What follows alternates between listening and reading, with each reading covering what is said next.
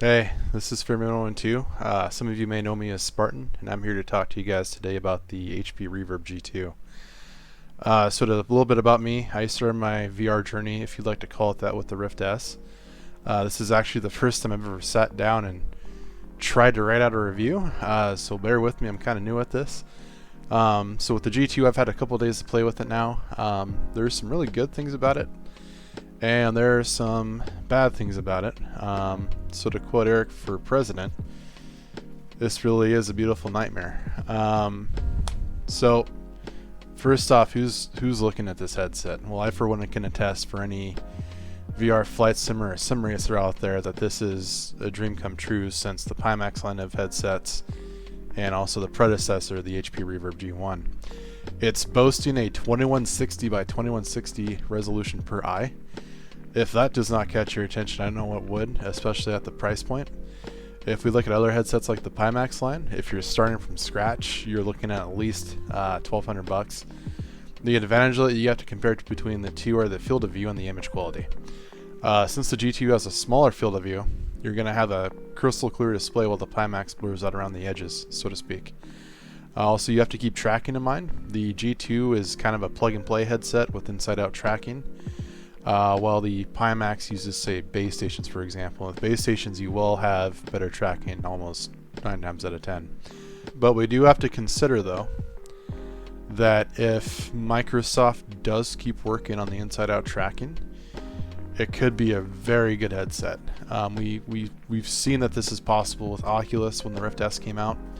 It had a variety of issues with the tracking, but eventually Oculus has fixed that, and they've actually really become masters with inside-out tracking in that space. So to move on, let's go ahead and now talk about the tracking and the controllers.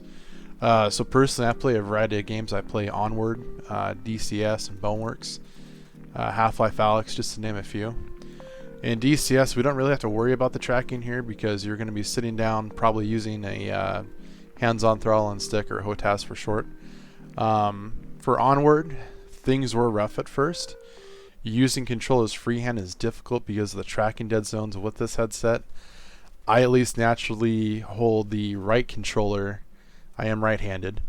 I hold the right controller closer to my body, kind of upper chest, and that does happen to be in one of those dead zones for the controllers here. Now you can fix this if you do hold out your right hand, for example, further out like you would if you were actually, say, holding a real gun, because in real life you wouldn't be holding it right on your chest. You would be extended out where the actual grip is of the rifle, for example. I did manage to get the G2 controllers to fit into the Oculus Touch cups for the MegTube from ProTube VR, and after doing that, the tracking issues that I was having onward were completely negated. It tracks just fine now with that.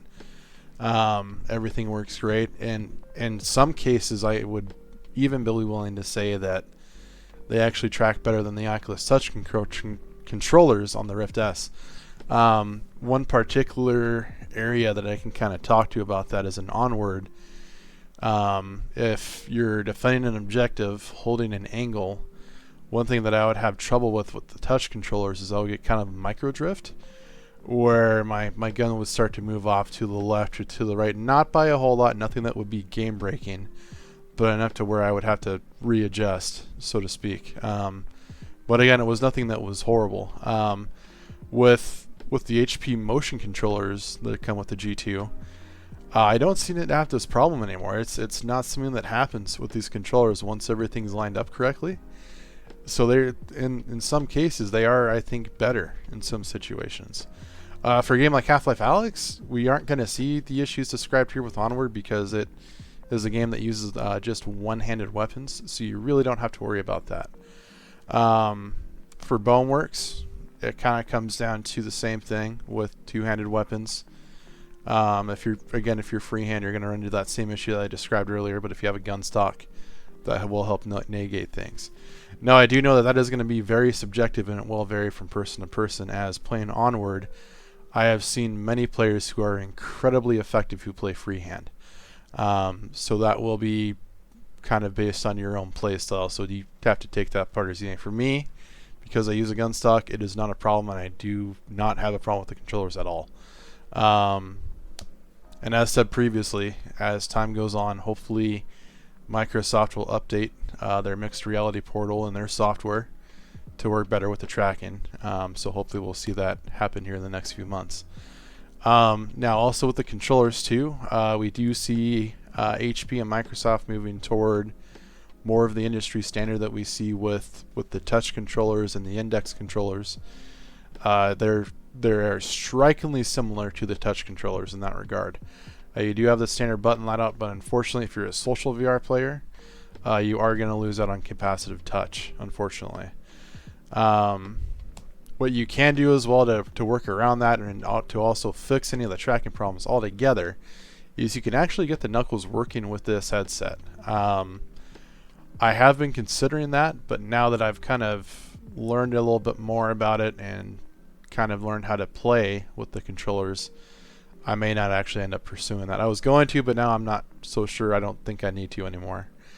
Now moving down to audio, I'm actually extremely impressed here. I finally understand what people are talking about when they are saying that the index audio is amazing. This headset was developed in collaboration with Valve and Microsoft, so we are getting the Valve Index audio solution. The basses are super deep. They even at times provide kind of a haptic feedback that kind of rumble through the headset. So that is actually really cool. But it's not overpowered enough. The audio is still very clear. If you've had an index, you'll know exactly what I'm talking about, or even if you've heard index audio. For the microphone, I'm going to go ahead and insert a microphone test here in the video. Alright, hi guys, this is Freeman112. This is the mic test of the HP Reverb G2.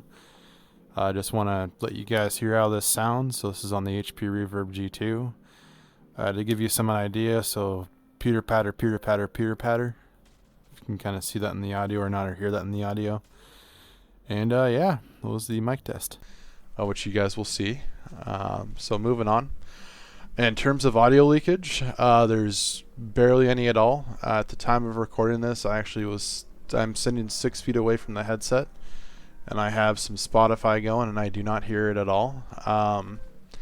Now, there is one con behind that, though. This headset, if you want to use your own audio, it does not have a 3.5mm audio jack. It is purely going off of its own audio solution. So you're either going to have to hook something up directly from your computer, or you're going to have to use something wireless. But honestly, though, anything's better than what the Rift S had, which is what I'm coming from. Comfort. So this is a very comfortable headset if you set it up right. So, like the Rift S had the adjustment dial on the back of the headset. The Valve Index has an adjustment dial, so on and so forth. This headset does not. It has Velcro straps that go across the top of your head and on the sides. It's kind of, you more or less set it up for yourself once, and then that's just it. And I actually like it that way. I didn't think I would like this too much, but if you're the only one using it, if it's just for yourself, you set it up once and that's it. The thing about the Rift S for me is that when I would put that on, I would usually have to constantly adjust for maybe the first 5 or 10 minutes of being in VR just to get the headset in that right spot to be in the sweet spot. What I really like about this too is when you're playing a seated game like DCS, for example, and if you're in a dogfight and say your bad guy is, say, 90 degrees parallel of you in a turn fight, you can be leaning back with your head, say, digging in the back of your chair, not having to worry about kind of laying back on that adjustment dial. And for me on the Rift S, I could knock me out of adjustment every so often, which is just, it was a pain, it was an annoyance. With the G2, since there is no adjustment dial, you don't have to worry about that. And another thing that makes it good for, if you say use something like big screen when you're laying down in bed, it's just a much more comfortable headset. But again though, you have to set it up right. Do not half-ass the setup with this, or else it will not be comfortable at all. Set it up correctly, take the time to get it right. Trust me, you will benefit greatly from it. It is extremely comfortable once you do that. I even wear glasses, and I can still wear it for a few hours and be totally fine. So now moving on to visuals. This is the big one that everyone, this is what was marketed for this headset. To make it simple, it's breathtaking. On the Rift S, for example, I don't want to say I could never feel fully immersed, because I was definitely immersed, but you could always tell that you were in a virtual environment. Especially in DCS, for an example, in the F-18. The displays in the jet were always a little washed out. I would always have to kind of squint to read things, especially on that bottom monitor, the bottom center one with the navigation on it. I'd always have to squint to look at them, and I could never really read it right. But on the G2, it's clear. It's like playing on a monitor. There is no screen door effect. I'm sure there is, though. If somebody looks hard enough, I'm sure somebody will find it. But again, you really have to go looking for it, I'm sure. And I'm sure there's some screen door, but if you're not looking for it, you will not notice it. Again, playing DCS, it's like playing on a monitor again for me.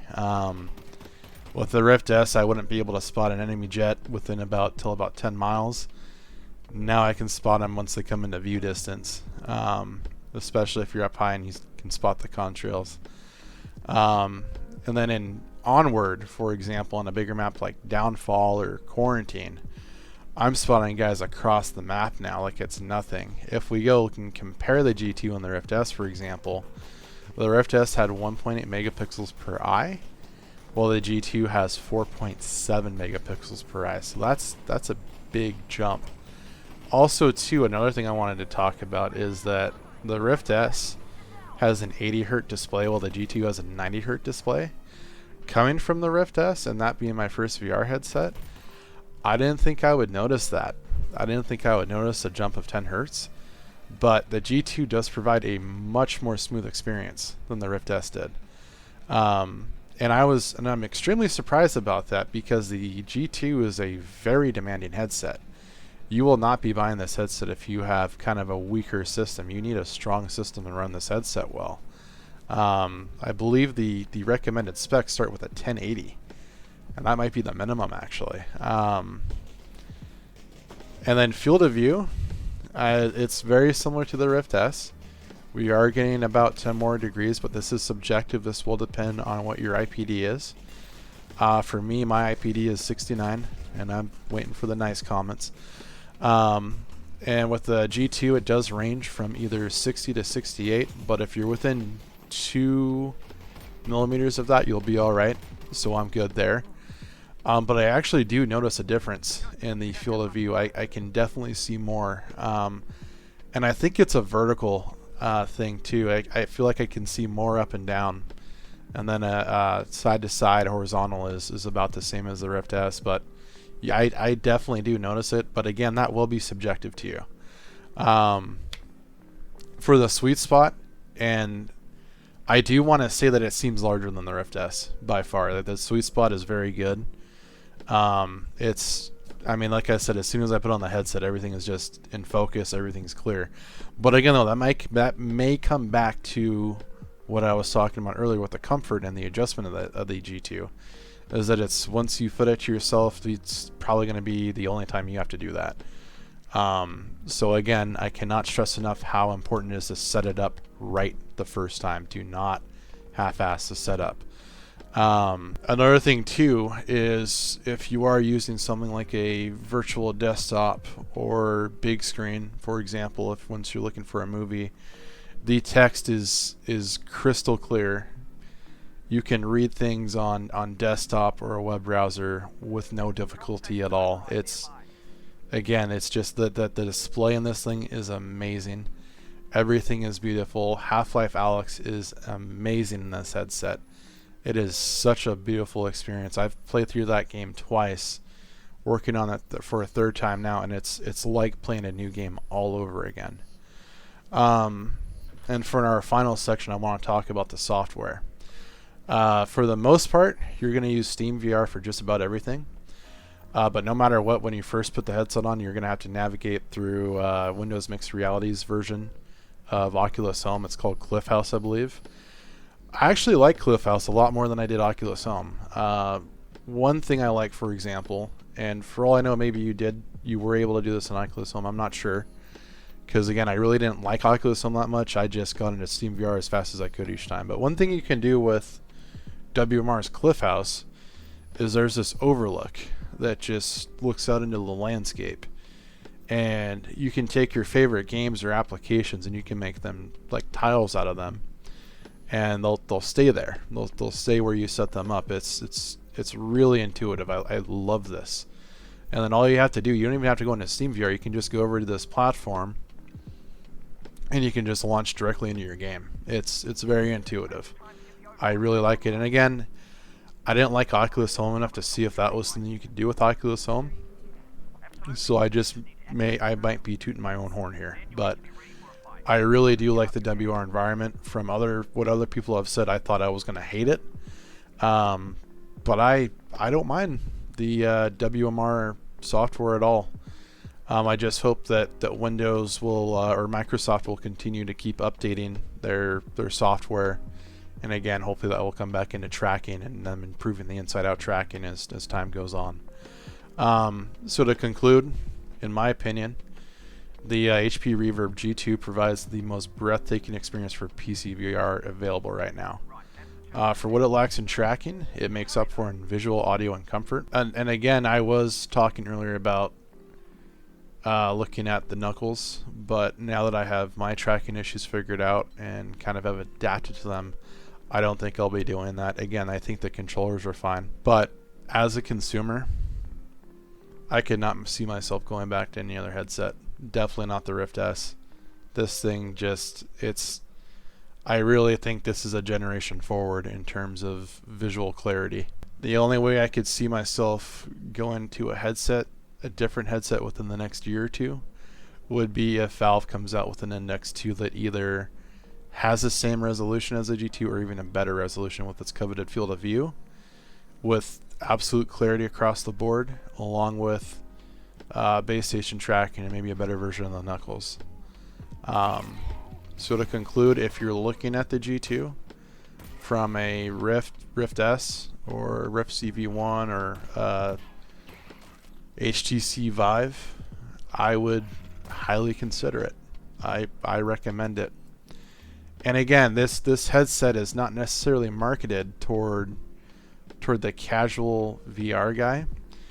It's marketed toward simming, like DCS, sim racing, and so Assetto Corsa. And I might be saying that wrong because I don't play that game. I'm a flight simmer when I'm not playing Onward. But for me, at least, the G2 is here to stay. I cannot complain. The only thing I had issues with were the tracking, and I've seemed to fix those on my own now. So I mean, I completely recommend it. Thanks for watching, guys. Discuss in the comments what you thought, and have a good one. Thank you.